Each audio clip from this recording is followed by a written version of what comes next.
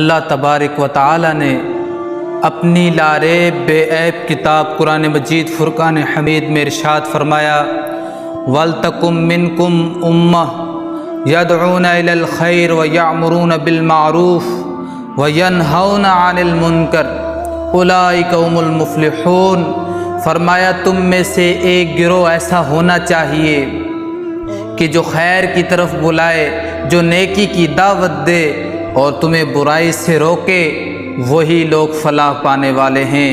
چھوڑ دیں، لوگ جھگڑوں میں ہیں، آپ ان کو چھوڑ دیں، آپ یہ کریں، آپ ایک دوسرے کی اصلاح کریں، ایک دوسرے کے ساتھ خیر خواہی کریں۔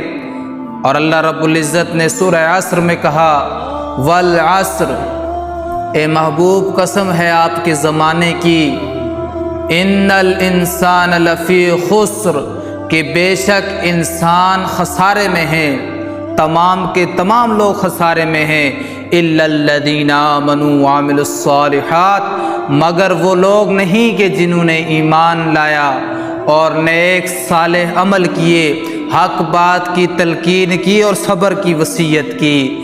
تو اللہ رب العزت کو محبوب ہی وہ لوگ ہیں جو حق بات کرتے ہیں اور دوسروں کو حق سمجھانے کی کوشش کرتے ہیں، دوسروں تک حق پہنچانے کی کوشش کرتے ہیں۔ آپ بھی دوسروں کو حق بتائیں، حق سمجھائیں۔ دنیا کی محفلوں میں لوگ مگن رہتے ہیں، اور جب ان پر وہ وقت آتا ہے کہ جب انہیں پتہ چل جاتا ہے کہ اب تو میرا آخری وقت ہے، پھر شروع ہو جاتے ہیں۔ جب داڑھی کے چند بال سفید نظر آئیں پھر اللہ اللہ کرنا شروع کر دیتے ہیں۔ آج ہی سے کیوں نہیں شروع کرتے؟ اپنے لڑک پن سے ہی کیوں نہیں شروع کرتے نیک اور صالح عمل کرنا، تاکہ بعد میں پچھتانا نہ پڑے۔ ہر بندہ یہ کوشش کرے کہ میں اللہ کا بندہ ہوں، میں حضور کا امتی ہوں، تو مجھے چاہیے کہ میں لوگوں کی اصلاح کروں۔ دین اسلام اصلاح ہی سے پھیلا ہے۔